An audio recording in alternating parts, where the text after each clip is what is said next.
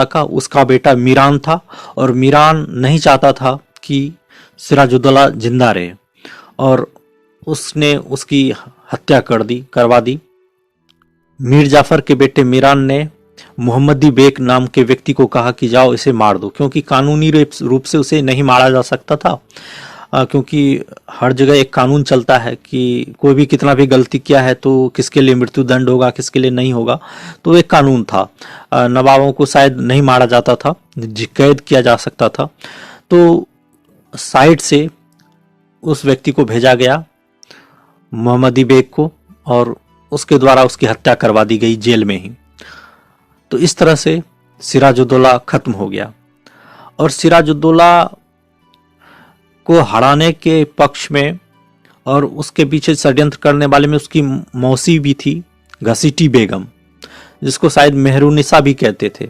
उसका भी इसमें बहुत बड़ा हाथ था, उसकी मौसी का। उसकी मौसी का पति अर्थात उसका मौसा ढाका का गवर्नर हुआ करता था और उसका घसीटी बेगम की ख्वाहिश थी कि नवाब उसका खुद का बेटा बने।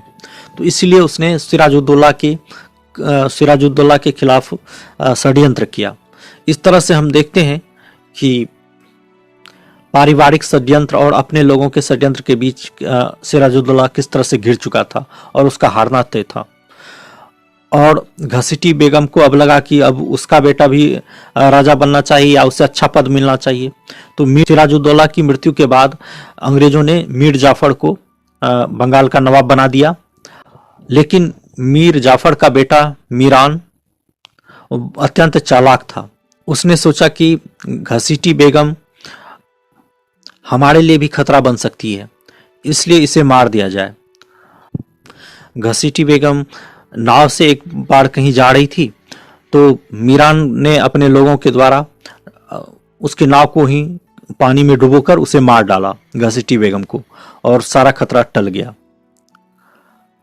लेकिन कुछ समय बाद ही एक युद्ध में मीरान गया हुआ था और कहते हैं कि उस पर बिजली गिर गई थी उसके कैंप पर और मीरान भी मर गया था, या फिर उसमें आग लगा दी गई थी, लेकिन वो मारा गया युद्ध के समय में ही। और सबसे ज्यादा प्रचलित यही कि उसके कैंप पर बिजली गिर जाने के कारण मीरान मारा गया था।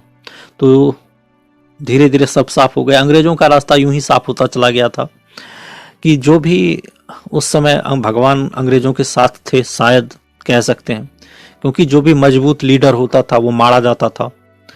मीरान के मरने के बाद कुछ दिनों के बाद मीर जाफर को भी हटाकर उसके दामाद मीर कासिम को बना दिया गया था बंगाल का